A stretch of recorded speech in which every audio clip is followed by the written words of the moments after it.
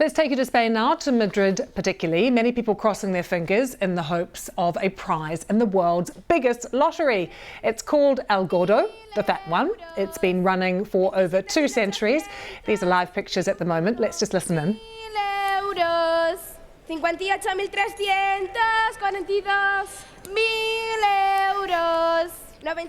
Well, this year the prize pot runs to over $2.5 billion. But as usual, there will be multiple winners. But the whole process, if you're not familiar with it, can be quite confusing. It doesn't seem like any other lottery that I've ever seen. And I have to say, I, of course, am an impartial journalist, but I have a vested interest in this year's El Gordo because of this. I have a ticket.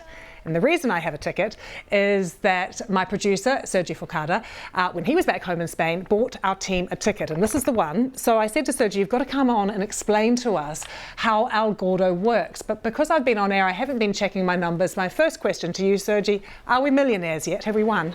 No, so far we haven't won anything. El Gordo, in fact, has just been called an hour or so ago, so we already missed out on the 400,000 euros. That's around 425,000 US dollars that goes to the top prize. But there is still hope, because unlike many other international lotteries, the Spanish Christmas lottery does not have a single jackpot. There are multiple winners, even multiple winners for El Gordo, for the top prize. So that's why also the process takes so long, because until all the smaller prizes, and there are plenty of smaller prizes, are not called, the draw is not finished. So I imagine that right across Spain, Sergi, people are sitting back watching El Gordo. It's on wherever you're having your lunch, it's on in people's houses. Is it that popular still?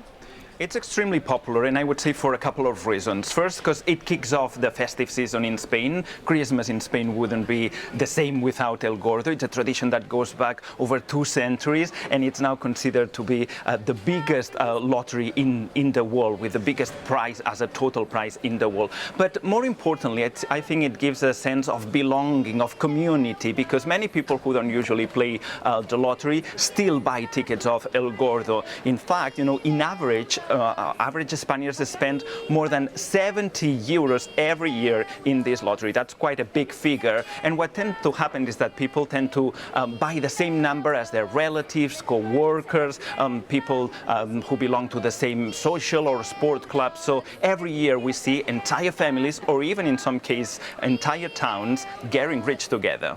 It might be my fault if we don't win, Sergi, because you did text me to say what are my lucky numbers, and a few of them are on our ticket. But are there other numbers this year that have been particularly popular?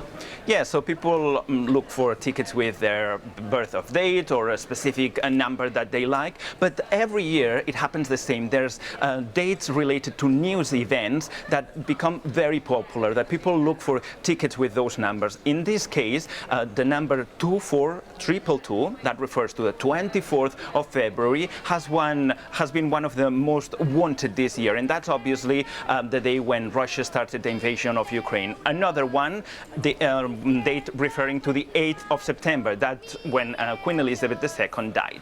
All right, well, we'll let you know how we get on. I've still got hope, and I'm pleased you've brought me hope, Sergi. See you in a few minutes' time back in the newsroom, and I'll see you for the headlines coming up. Bye-bye.